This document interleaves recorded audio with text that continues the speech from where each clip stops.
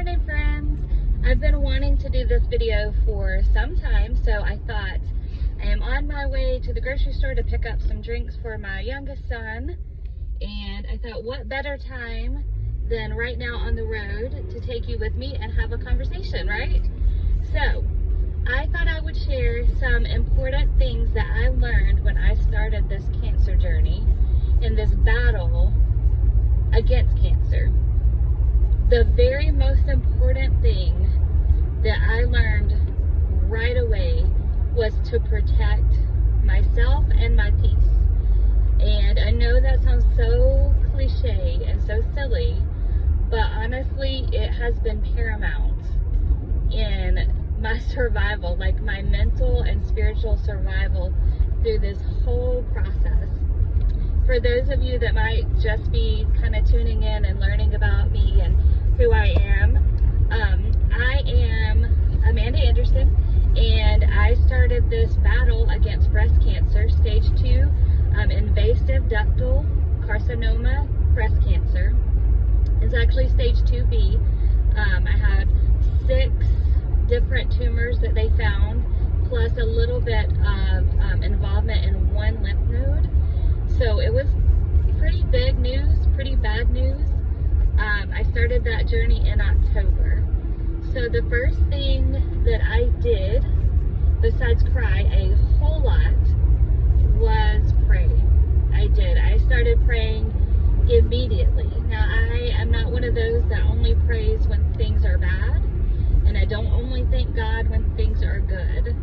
I believe that you should pray all the time and kind of keep a running dialogue between yourself and God. So that's what I do. So stopping to pray about this was not really anything new for me, but my prayers had more intention. And immediately in my heart, I felt that the Lord was reminding me that I needed to protect my peace. And by that, I mean that I needed to kind of circle the wagons, get my head wrapped around what was happening, decide in my heart how I would receive this news. Because when the doctor gives you concerning news or bad news, you make a conscious decision of how you are going to react and respond to that news. And if you share that kind of news too soon with too many people, you run the risk of taking in their feelings and their responses as your own. And that's not always a good thing. Actually, that's probably never a good thing. So I went to prayer, and of course I spoke to my husband about it. He was the first one to know, because I actually got the news. I found the lump on a Saturday night, and it was following a couple weeks before, or maybe even just a week before. Woke up in the middle of the night with this terrible feeling, almost like a nightmare, like something had been sitting on my chest. I couldn't breathe. I thought I was dying, and this heaviness just sat on my chest, and it woke me up. And because of that experience, it prompted me to just be very aware of my body and what was happening. And I couldn't shake the feeling that something was wrong inside my body. And so I did a self-exam, self-breast exam, and I found a very large lump. And I called the doctor on Monday, and by Monday at lunch, they had me in. And by an hour after my appointment started, and they did the exam. Actually, 2 doctors did an exam to be double sure, I suppose. And I got the news that this was probably not good. They didn't want to tell me 100% until more tests came. But I knew, and they knew, that we were fixing to start on a journey that I didn't ask for, had no intentions of ever being on. But nonetheless, it was what it was. So I told my husband, and I spent probably the first 24 hours in shock. I didn't cry a lot at first. I was just in shock. But it just kept coming to me to protect my peace. And so as I prayed about that and what that looked like, to me and for me, protecting my peace meant that I did not share this news with anyone besides my husband. we agreed that we wanted to keep it close to us so that we could wait until we had more details, because it's always awful to get bad news and then you share it with someone and then they ask you a million questions that you can't answer and probably didn't think of. And I'm the type person that it will cause me a lot of anxiety if there are things that I can't answer. And I didn't need anyone else to add to my already growing list of questions and concerns. So for probably 2 weeks, we told no one. And by the end of 2 weeks, I had already gone through a mammogram, an ultrasound, and then had multiple things scheduled, had spoken to the surgeon who confirmed that it was indeed breast cancer.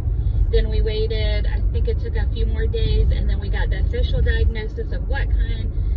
It was after I had to have a biopsy, which was quite painful. The numbing that they did not work all the way, so I felt pretty much all of it. It was very, very, very stressful, very, very painful, and very awful. And I ended up with that hematoma and a lot of bruising. And my doctor, or my surgeon, was so kind, and he was as gentle as he could be. It's just my body did not do what it was supposed to do. So I had that awful experience. But then after those results came back, we had the diagnosis, understood more of the staging possibilities. So then we shared it with our children. We have 2 kids still at home, a 16-year-old and a 12-year-old, and they knew first because they live with us still, and they had been hearing all the talk between my husband and I, and also just seeing the toll it was taking on me emotionally. So, you know, the breaking down and crying, that happened a little more often than I would have wanted, but it was a lot. So they knew, and then we told our 4 older children and let them know. And after they had time to process, because we also didn't want them to be overwhelmed by our extended family, because our family is very involved with each other. So I knew that everyone would want to jump into action and would have questions and be checking on everybody. So we let our children sit with it, and I think that was the best thing we did, besides holding it just the 2 of us for that little bit, then sharing it in phases so everyone could take time. So then after that, we shared with both our parents. We shared with them, and then they shared with, you know, our siblings, and like I still have my grandmother who is alive, and my aunts and uncles, and everybody found out after that. That was a very good move on our part, and it really did help us. And so by the time the extended part of our world, family and friends, began to know about it, we could handle it better. We were more equipped. Every question, every comment, every encouragement didn't cause me to break down. So that was really good. The next thing that I did that was very important and has helped tremendously was those that were closest to us. So that would be our kids and our parents. They were the ones that would be interacting with us the most throughout treatment, taking me to treatment, maybe even helping with meals or whatever. We knew we would interact with them the most. And so I needed to be very open and honest with them about what I wanted to happen and what I did not want to happen. I am a people pleaser by nature. So this was a hard part for me, because it was difficult for me to tell people what I needed, because I normally give other people what they need over my own needs, right? And so this was a time that it was okay to be selfish, and I didn't feel convicted. I felt uncomfortable about it, but everyone was so loving and so supportive. But I just shared, I don't want to talk about this all the time. I don't want to answer a lot of questions. We will tell you guys what is happening. We will share what the doctors say, but we don't need to be bombarded with more questions than we already have. So what information we give you, we just ask that you take it and that you accept it, and then go from there, and we'll fill you in as we need to. The next thing that I ask everyone to do was, of course, to pray for us, but to not make it a thing. I knew that my family and friends would be praying for us. I didn't need them to try to have church services every single time they were around me, because that wasn't what I needed. I needed them to just be my family. I just needed my parents to be my parents, my siblings to be my siblings, and my kids to be my kids, to be my family. I just needed everyone to be my family, not be my church, right? I had everything covered spiritually. I felt grounded spiritually. I felt like I didn't need that other than the prayers that I knew everyone would be sending in and doing for me. I absolutely needed that, but I didn't need them coming to make a big scene or make it about something crazy. Or the big thing is that sometimes people say things, they have good intentions and they mean well, but maybe they say something that causes confusion, or maybe they say something that causes doubt. And just over the years in ministry, I've seen a well-intentioned and well-meaning Christian speak to someone that's struggling and say something that causes that person to spiral, because it really casts doubt or it casts judgment in an inadvertent way. And so I wanted to protect myself from that happening. And the only way I knew how to do that was just to be very honest with our family and our friends, especially our family that was closest and going to be around, that if you're around us, we're not talking about those things. We're just going to talk about life. We're just going to talk about the good things. We're going to experience the good and celebrate the good and really be a part of the good. And that know that I'm praying and that God's dealing with me and God's moving in me, and that I don't need to be reminded that everyone's praying for me when I know for a fact they are, because by faith I accept that.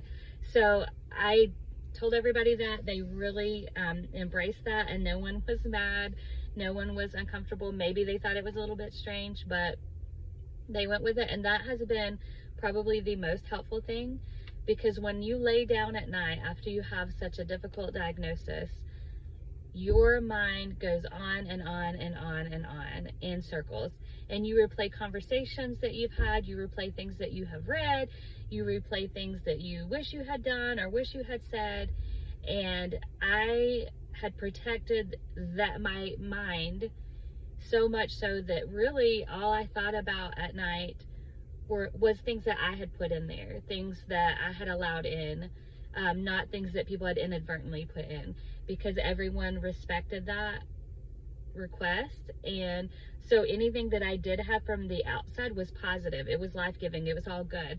So I was really, really blessed to be able to experience that even if I was having a down moment, I could replay conversations with my mom or my dad or my stepmom or my in-laws or my siblings or anybody, and I would be able to recount good things and positive things that really, really, it helped me. So I would say those are the most important things to protect, and important ways that you can protect your peace throughout a difficult journey. And I think that would be for anything, not just if you're dealing with cancer, but any kind of difficult thing, anything, that would be very helpful. So those are my things that I would encourage you to hold on to and maybe apply into your own life and your own journey, and to know what you need is okay, and that you can share that with others and they will receive it with love and grace. And if they don't, then they probably shouldn't be a part of your inner circle. So that's just my opinion. I hope that's helpful. But I do love and appreciate all of you guys. And remember that life is always better with Jesus.